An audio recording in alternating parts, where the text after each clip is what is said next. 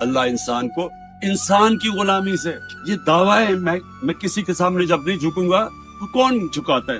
فرعون کہتا ہے کہ میرے سامنے جھک، ہر طاقتور ڈکٹیٹر کہتا ہے کہ میں جو مرضی کروں، تم میرے غلام ہو، تم کچھ نہیں کر سکتے۔ یہ جو آج پاکستان میں ہو رہا ہے یہ کیا ہو رہا ہے؟ وہ طاقتور آدمی بیٹھا ہوا ہے، کہہ رہا ہے کہ دیکھو میری طاقت کتنی ہے، میں لوگوں کے گھروں میں رات کو گھس جاتا ہوں، کوئی مجھے پوچھنے والا نہیں ہے۔ دہشت پھیلائی ہوئی ہے کہ ہم وہ طاقت ہے، ہم جو مرضی چاہے کر سکتے ہیں، آپ ہمارے غلام ہیں۔ تو غلام قوم کبھی اس کا مستقبل نہیں ہوتا، غلام صرف اچھے غلام بن سکتے ہیں۔ ایک حضرت عمر کے دور میں واقعہ ہوتا ہے، ایک شہزادہ مسلمان ہو جاتا ہے، طواف کر رہے ہوتے ہیں خانہ کعبہ کا، ایک غلام کا پیر آ جاتا ہے اس شہزادے کی چوغے پہ، وہ اس کو مارتا ہے، وہ جا کے حضرت عمر کو بتا دیتا ہے، حضرت عمر دونوں کو بلا لیتے ہیں، وہ شہزادے سے پوچھتے تم نے مارا تھا اس کو؟ اس نے کہا مارا تھا۔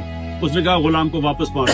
یہ میں آپ کو صرف اس لیے بتا رہا ہوں کہ انہوں نے سب سے پہلا کام انسانوں کو آزاد کیا تھا۔